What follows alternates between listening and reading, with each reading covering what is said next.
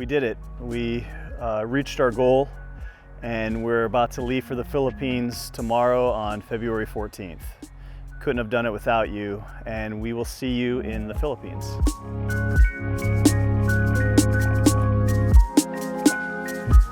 So we made it to the Philippines. We've been here for about a week now.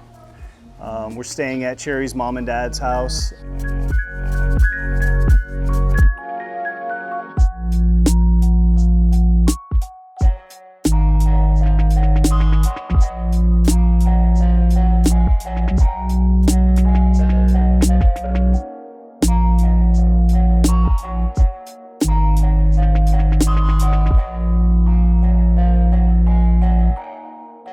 So it's just a few days after the 24th of February, which marked the 1 year,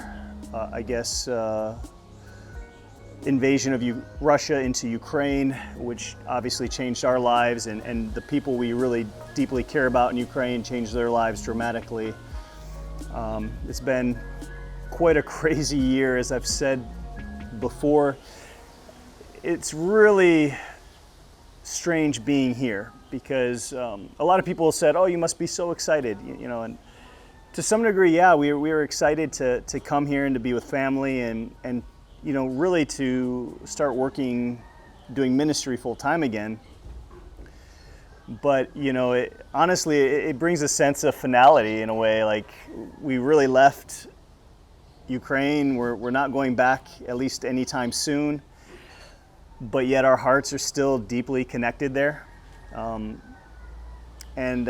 You know, we're in the process of trying to get internet for our phones so we can stay in contact. I think we've been out of touch for a little over a week now, and you know, that's a challenge to not be able to know how people are doing there. We're constantly thinking about them. We're still praying for them. You know, we want to continue some form of ministry with our relationships there, you know, continue meeting with them, trying to encourage them. It's really hard, you know, it's really hard for us to be here and we can't go back, but at the same time, we're excited about the adventure ahead here in the Philippines and the people who God will use us to minister to. And it's a very bittersweet feeling, you know, so yeah, I think that's about all I have for now. We're just in this process of figuring things out, and you know, I think we'll have a couple more frequent update videos as we progress along this journey to get into ministry here and to get our lives established. And I hope to show you a little bit of what Filipino life looks like in contrast to what you may have seen in Ukraine. It's very, very different here. Very, very different. I mean, even compared to American culture.